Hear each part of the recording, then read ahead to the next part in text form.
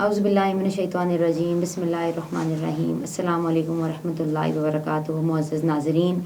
استخارے کی اہمیت کیا ہے ہماری زندگی میں، اور استخارے سے ہمیں مدد کیسے حاصل ہو سکتی ہے؟ ہمیں بہت ساری بہنوں نے ای میلز کی اور فون کالز کی، استخارہ کس طرح سے کیا جائے اور اس کا سنت کا طریقہ کیا ہے۔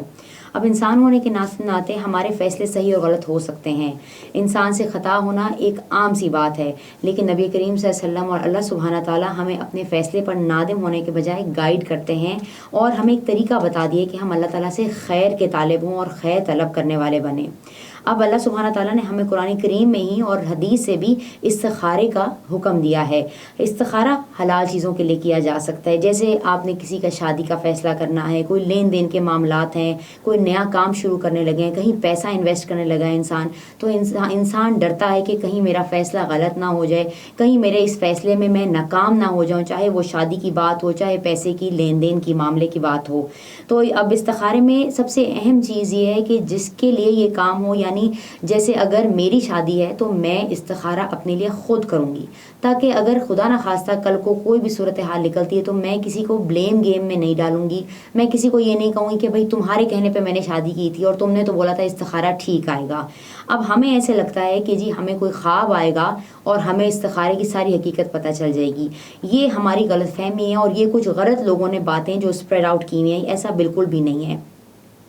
استخارے میں یہ ہوتا ہے کہ ہم نے اس کا طریقہ یہ ہے کہ ہم نے 2 رکعت نفل پڑھنی ہے، اس کے بعد استخارے کی دعا پڑھنی ہے۔ استخارے کی دعا جو ہے وہ کسی بھی سنت کی کتاب سے آپ کو مل جائے گی، جس میں دعائیں لکھی ہوئی ہوتی ہیں، اور اس میں وقت کی کوئی قید نہیں ہے، آپ سونے سے پہلے پڑھ لیں، آپ عشاء کے بعد پڑھ لیں، جب آپ کا دل کرے آپ پڑھ لیں۔ اس کے بعد خواب کی کوئی قید نہیں ہے کہ جی مجھے کوئی رنگ نظر آئے گا تو میں اس رنگ کے ساتھ چلوں گی۔ اس میں اللہ سبحانہ تعالیٰ دل کی کیفیت کو آپ کو اطمینان دے دے گا۔ اگر تو آپ کے دل میں اطمینان ہے اور ہمارا دل مطمئن ہو گیا ہے اس فیصلے سے، تو اس کا مطلب ہے اللہ تعالیٰ ہمارے ساتھ ہے، ہم that's a green signal for us کہ جی اللہ تعالیٰ ہمیں کہہ رہا ہے اس کام کو کر لیا جائے۔ لیکن اگر ہمارا دل کھٹک رہا ہے اور ہمیں لگ رہا ہے کہ کچھ تھوڑا بہت اوپر نیچے ہو سکتا ہے، تو اس صورت میں ہمیں چاہیے کہ ہم اس چیز سے بیک آف کر جائیں اور ہم اس چیز کو چھوڑ دیں۔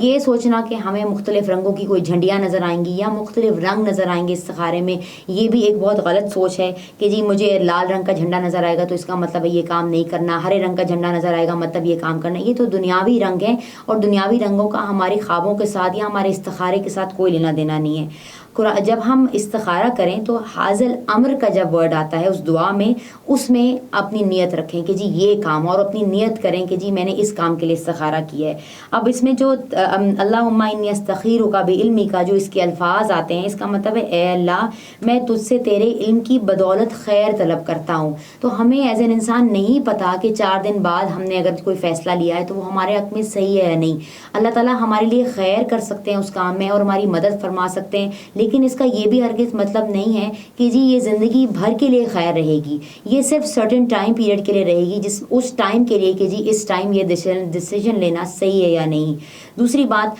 عاملوں سے اپنا استخارے کروانا یا کسی XYZ سے استخارہ کروانا یا کسی اور کو فون پہ کہہ دینا کہ تم کر دو، یا ای میل پہ لوگوں کو کہہ دینا کہ جی آپ کر دیں، یا آن لائن کسی سے استخارہ کروانا کہ جی میں آپ کو فون کر رہی ہوں آپ ابھی استخارہ کریں اور وہ آپ کو 2 منٹس کے اندر اس کا رزلٹس دے دیں، یہ بالکل غلط استخارہ ہے۔ اس کی ہمارے دین میں کوئی ایسی حیثیت نہیں ہے۔ استخارہ انسان خود کرے، کیونکہ فیصلہ آپ کی ذات کے ساتھ جڑا ہوا ہے۔ آپ کے والدین آپ کے لیے کر سکتے ہیں، آپ کے بڑے بزرگ کر سکتے ہیں، لیکن جو آپ خود کریں گے آپ کے دل کو اطمینان پہنچے گا۔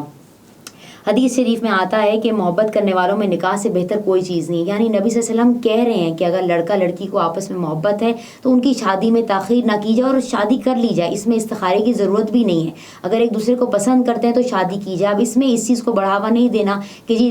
دین میں شادی سے پہلے محبت جائز ہے۔ اگر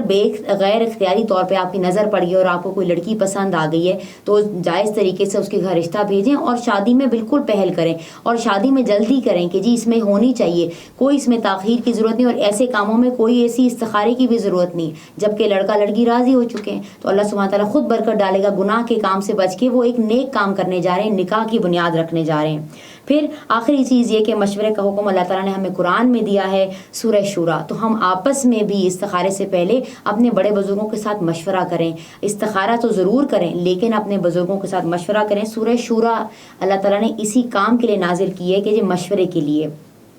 اور اس فیلڈ کے ایکسپرٹ سے پوچھیں کہ جی میں پیسوں کا کاروبار کرنے لگا ہوں, مجھے تھوڑی سی گائیڈنس چاہیے, مجھے تھوڑی سی گائیڈ لائن چاہیے. اس کے بعد اپنا استخارہ کریں اور توکل کریں اللہ تعالیٰ پہ کہ اللہ تعالیٰ ہمارے اس کام میں بہتری کرے گا. اپنی نیت صاف رکھیں تاکہ اللہ تعالیٰ ہمارا حامی و ناصر ہو. تو ناظرین, آج جو ہم نے مسئلہ ڈسکس کیا, یا اس طرح کا کوئی اور مسئلہ آپ کو درپیش ہو تو آپ ہمیں کال یا ای میل کر سکتے ہیں. ہمارا ای میل آئی ڈی آپ کی اسکرین پر آ رہا ہے, info@alhadifoundation.org. ہماری کوشش ہوگی کہ ہم الہادی فاؤنڈیشن کے پلیٹ فارم کے ذریعے آپ کی رہنمائی کر سکیں.